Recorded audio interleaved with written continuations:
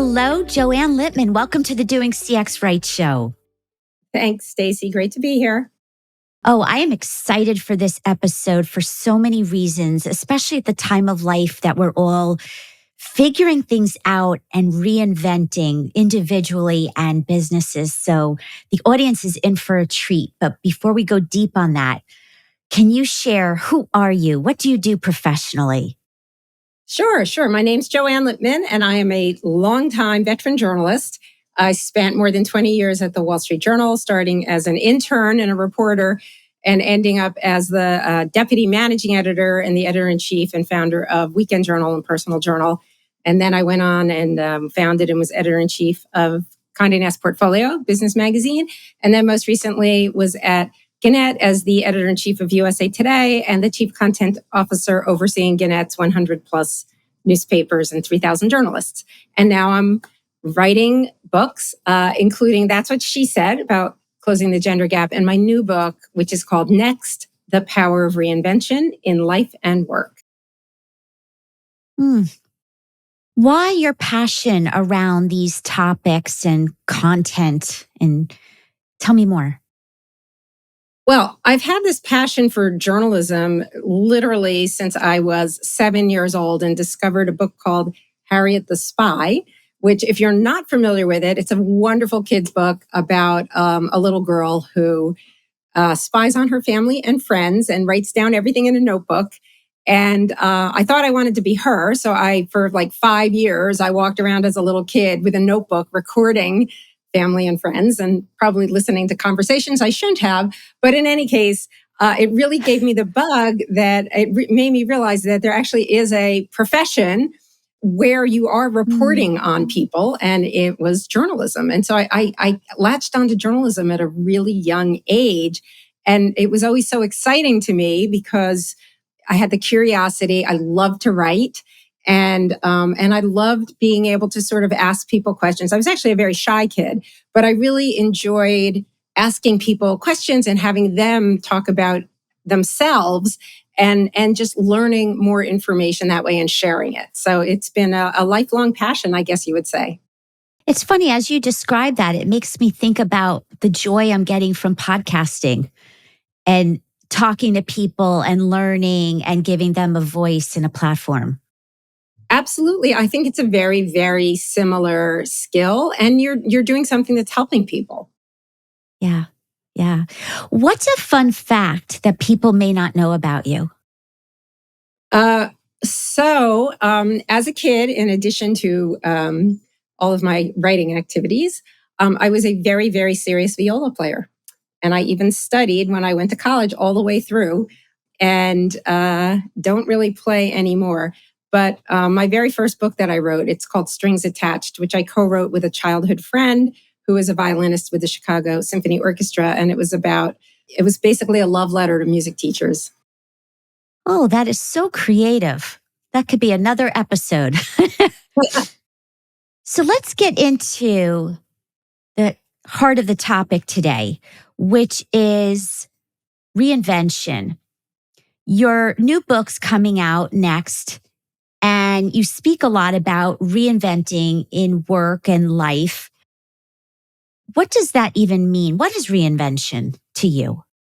So that is such a great question, because what the impetus behind Next, the power of reinvention in life and work, actually started with the pandemic, because so many of us, so everybody's life changed with the pandemic. I mean, when you're talking about your first responders and people in healthcare, they had, suddenly like these major issues where they are in the forefront and their lives are in danger. For many of the rest of us, our lives came to a standstill. And, people who had knowledge working jobs were suddenly at home. Everybody's life changed. And it occurred to me that it was like the world came off its axis, and we had to figure out, where are we going to go from here? Like, we know there's going to be an after, and we have to figure out what this new normal will be. And so we had a time where the entire world together was going through this. And it got me thinking about the process of how do we go through this? And it occurred to me that an interesting way to try and figure this out for me, as well as, for the rest of the world, was to understand how people have done this in the past and how organizations have done this in the past. And what is the process and the mechanism of change? And so, what I ended up doing was finding remarkable stories of people who have gone through these major life transitions or business transitions across multiple kinds of categories that might seem unrelated, like people who have lost their jobs or failed and need to reinvent themselves, people who just want to change their careers, people who have been through trauma, right? And need to kind of figure out how do you move on, people who have failed at something, and even people who had just these aha moments where it just changed their lives. And I was really curious about the process, and I found amazing stories of different people and individuals who have gone through this. And then I also talked to the academics. There's a lot of new research into the process of change that's being done right now by neuroscientists, psychologists, management theorists. And so I spoke to them as well to understand, how does this process work? And how is that going to help the rest of us to figure out our next chapter? Would you say the processing is different if you choose the change versus it's chosen for you? What's interesting is the process is similar. So what next, the book is looking at is how to change your life, your career, or your workplace. And what's interesting and fascinating as I looked across the board at these different kinds of really significant transitions, there was a similar set of steps. And the process itself, if you talk to different specialists and different academics, they use different terminology, but the process they are describing is virtually the same. And it's pretty much a 3-step process, which I can kind of walk you through. But it was fascinating to me that that's the way it works. Yeah. Can you share the highlights? Absolutely. What I found across the board is that virtually, first of all, we have this sort of thing in the culture that we think that these big transitions have to happen like overnight, right? There's the myth that goes everywhere from, Cinderella when we were kids to Spider-Man when we're adolescents to American Idol when we're grown-ups. Like it's this sort of instant overnight transformation. And that's a really damaging myth, because what I found is that the first step in transformation is virtually always something that is almost unintentional, that almost everybody I spoke to, I call it the search, the first step, the search. The search is something that even unwittingly, you are collecting information. It could be, if you're, for example, as a career changer, it might be something that it's a hobby or a side hustle or even just some sort of random interest. And you're collecting information as you go without even knowing what you're collecting that information for. And so that's the search. And then you move into this, what I call the struggle phase, which is very often when people have left their life behind, what their old life, or they're dissatisfied and they know they want to move on, but they haven't figured out where they're going yet. And then sometimes that step, that middle step, that struggle will end with what I would call a stop, which is, it could be when you lose your job, like something sudden happens. For some people, it was they had a sudden illness or they lost someone important in their lives. But only when you get through that middle part, you get to the solution, the third part, the solution. And what's so interesting is that we focus on the first and the last part, generally, in the stories we tell, but all the important work gets done in that middle period, in that period of struggle, where it may feel like you're standing still and it may feel like you don't know where you're going, but actually, subconsciously, this is where the work is getting done. You're actually moving forward when you think you're standing still. Wow. So the middle part, the struggle, would you say it's correlated to the grieving process? It is related to the process of separating from what came before. So, for example, people who change careers, there's a wonderful academic named Herminia Ibarra, and she calls this middle period the liminal period, right? You're sort of lost, but if you're in people who have these great aha moments, if you talk to creativity researchers, they talk about this middle period as incubation. Incubation is when maybe you're struggling with a problem and you can't figure out, like, where am I going to go next? What should be my career? Or any kind of problem that you're struggling with. You're banging your head against the wall, and then you go for a walk, or you take a shower, or you're sleeping, and in the middle of the night, boom, comes this amazing idea. And that period of time where you have to leave the problem alone, and it's called incubation, right? It's where you have to turn off your conscious process of focusing and let your subconscious do the work of, like, putting these disparate ideas together while you're not consciously paying attention to it. So it is, you've left the before times, and that struggle is you haven't quite gotten to where you're going to. But the beauty of this, what I call the struggle, the beauty of this is that you are moving ahead. You think you're not. And we all have this tendency to say, I've lost my job, or I'm unhappy with my job, or, this terrible thing has happened in my life and I'm stuck and everybody else around me is moving forward. But the fact is that you're not stuck. It feels that way. It's not comfortable, right? It's not super fun, but it takes time. And what I found, Stacy, also is that even people who sort of have like a goal that they want to get to go through this process, this very slow kind of middle process. Even people who seem like an overnight success. I talked to a woman who was a trial lawyer who is now a TikTok star. She became a TikTok star known as the Korean vegan, where she cooks vegan recipes. And this happened during COVID, where she just for fun, just to let off steam, starts posting these videos. And she's now actually left the law, and the Korean vegan is actually an entirely new business for her. And she said, I never dreamed that's where I was going. But she said it was these very incremental little steps over the course of like 5 years that led me to it. And I heard a lot of stories like this. I talked to James Patterson, the novelist, biggest selling author of our time. And, he spent years, decades at an advertising agency. He was an advertising executive. In fact, I first met him when I was a young reporter in my 20s, and he was at J. Walter Thompson, the ad agency, and he was a struggling writer on the side. And he did not leave the ad business till he was almost 50 years old. And in that time, continuously, all those years, was writing books on the side, trying to find his voice. So even these people who we look at as these massive successes or even overnight successes, it starts like in that search process. It starts almost before they realize where they are going. I find this very encouraging, Stacy, because it means that even when you feel like you're treading water, there's something happening there, right? You are moving forward when you feel like you're standing still. What comes up for me from these stories is the basis of out of bad comes good, right? Well, so what you're putting your finger on is, out of bad does not always come good.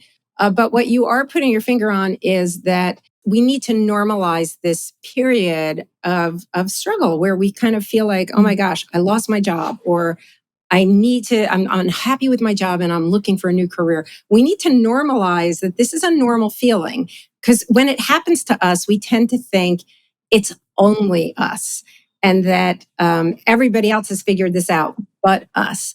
But in fact, during that period of time, first of all, it's normal for everybody. And secondly, there's a lot of work, internal work, subconscious work that's being done at that moment. And that's what's going to lead us to whatever comes next for us. And I find that really encouraging. Absolutely. So we're talking here about individuals. I'm going to shift to companies in a second. But in terms of the individuals, there's so much. I hate these terms so much. The quiet quitting, the quiet hiring. Like, okay, it's not so quiet anymore. And is it really the world saying in a quiet way that they are transforming and reinventing without really understanding that's what they're doing, or they're stuck? I mean, maybe it's the paradox. Yeah, we're in the midst of reinvention. And I do feel like we're in the period of struggle right now as companies are trying to figure this out, individuals are trying to figure this out. Like, what should the normal course of a workday look like? What should a work week look like? How satisfied am I with my job? How can there be more meaning with my job? And I think for managers, the big challenge is, how do I keep my people motivated? How do I keep them Yeah. from, what about retention? And one of the issues that I address in the book and next is, what do we do to keep our employees from jumping ship and being dissatisfied, right? What are things that we can do? And there were a number of things that I found that organizations can do to help to encourage retention, to help to encourage creativity and innovation, so that the organization is constantly refreshing itself, and also that people don't feel the need to leave. And I think that was a real aha moment for me coming out of the research in the book. Yeah. Why do you think people are struggling? Even businesses, they need to reinvent. The artificial intelligent robots, they're here. So doing work the way we all used to is not going to continue to be successful. Why the resistance? Why is it so hard? It's so hard to leave behind what we are accustomed to and to move to something new.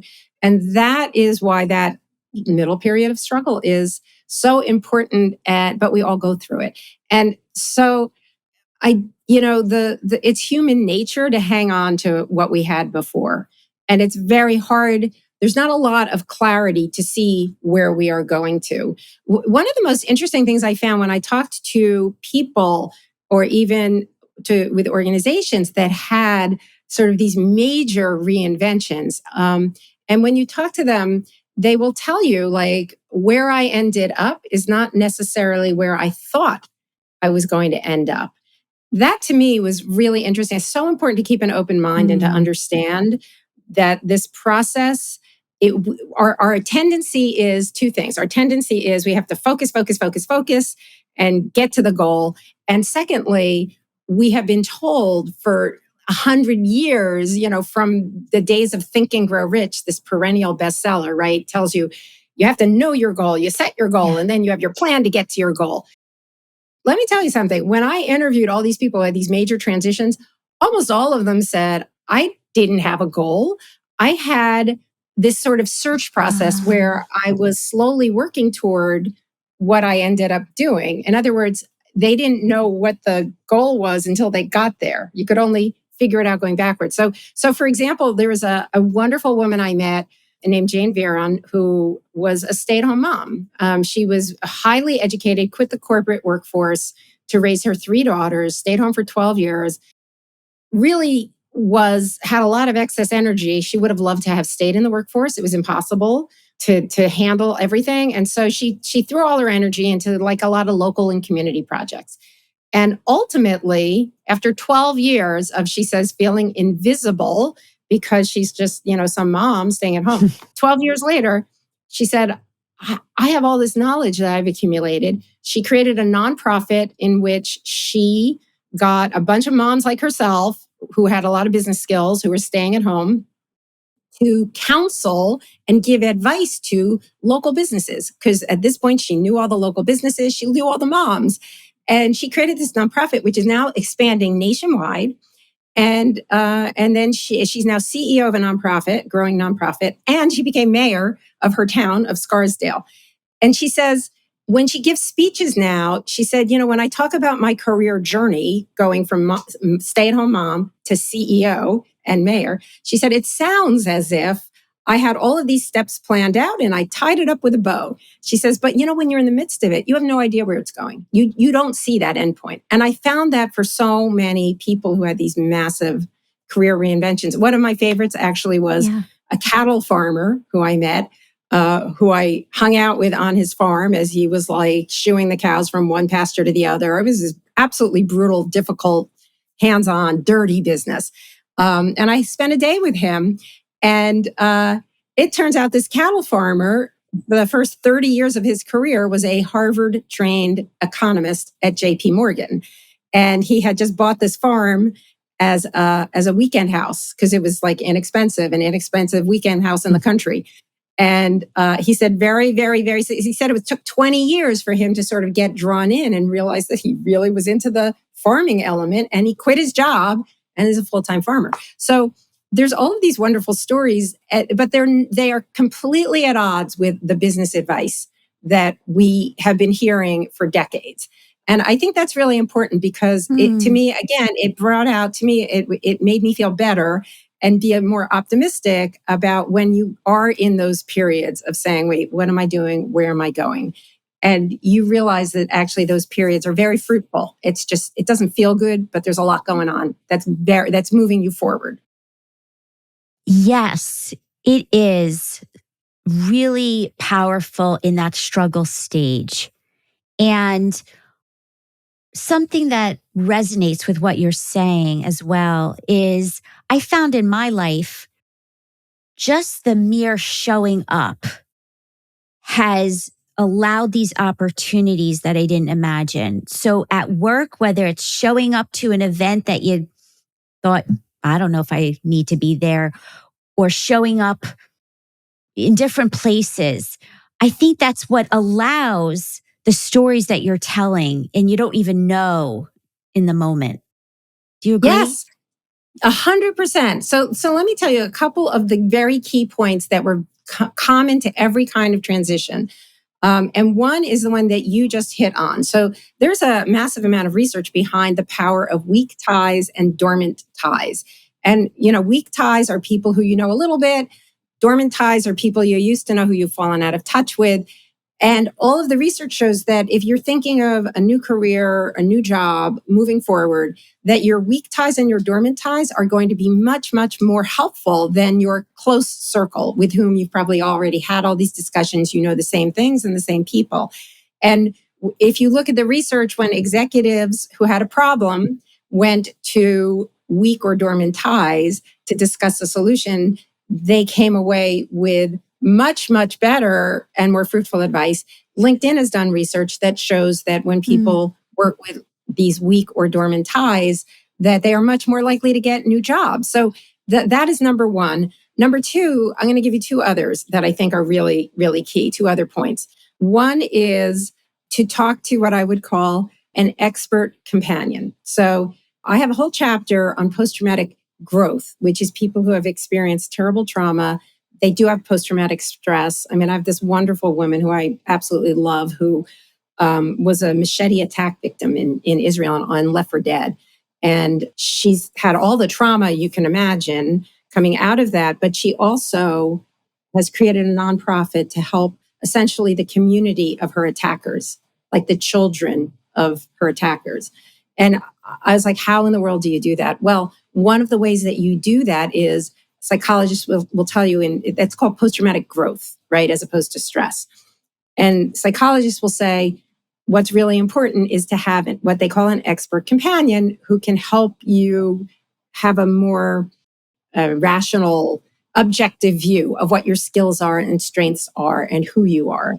And I say, let's all have an expert companion. Very often somebody who is not you can tell you, oh, you know what? You're really great at this, or you have a really strong interest in that. And it's something so internal to you, you don't even realize it. Great example of that is Danny Meyer, who is the restaurateur, one of the most famous, right? He started Union Square Hospitality Group. Danny Meyer told me that he was on his way to law school and had dinner with his uncle. And his uncle said to him, why the heck are you going to law school? Every time I see you since you're a little boy, all you talk about is food. You ought to go into the restaurant business. And Danny Meyer said it was like, boom. Like, oh, he said, I always loved food. It never occurred to me that that was a job, like that I could be a restaurateur. And it changed his whole life. That's an expert companion. We all need one of those. A third one, there's a psychological term that some researchers coined called possible selves. And possible selves is imagining what your life could be or might be. And if you imagine possible selves, you are more likely to put that into action. And even more likely if you imagine possible selves, but you share that information with someone else. you write it down, you share it with somebody else, and it becomes more real and it helps you to kind of get to where you're going. So, what stands out to me, I'm going to say this quickly because we're coming to the end, but accountability partners, expert companions. Boy, I take that to heart as a leader of teams. There's so much opportunity there. And you really make it, you bring the heart to the struggle and give people hope from the stories. So I love every single one of them. Before we conclude, what is your one takeaway? If I had tons of leaders and entrepreneurs and people who are going through transition or want to transform and thinking about what's next, what's your one takeaway you want them to remember? I really think people need to pay attention to sort of what are their interests, their hobbies, their side hustles. They really can take you to the next level. I kind of think the phrase side hustle is almost a misnomer. It trivializes something that actually it's something that's obviously that's a passion for you, that's really important to you. And so don't give up on that. Think about where that might take you in the future. That's a great starting place for people who crave that reinvention. And sometimes people say to me, I don't know what my passion is. And I say, well, what do people come to you for? Right. And that's Exactly. likely it. Yes. If you could go back in time to your younger 20-year-old self based on what you know now, what would you tell younger Joanne? Uh, I would tell younger Joanne one word, and that is exhale. Like, just stop stressing so much. I later in life got really great advice that I would have given younger Joanne, which is if you're stressing about something today that doesn't matter 5 years from now, it doesn't matter today. Like, just like leave it alone and exhale. That is beautiful. Just exhale. Yeah. And breathe deep. It Yes, helps. it does. It does. Well, I know people who are going through transformation, businesses that are transforming or thinking about it have fear and they are in the search, the struggle, and all the steps that you talked about. I know that it's going to help move people to be able to pivot with more peace. So thank you. And I'm going to add in the show notes your previous books, your new book, and ways to find you and your website. So thank you. Thank you. It's been a pleasure speaking with you.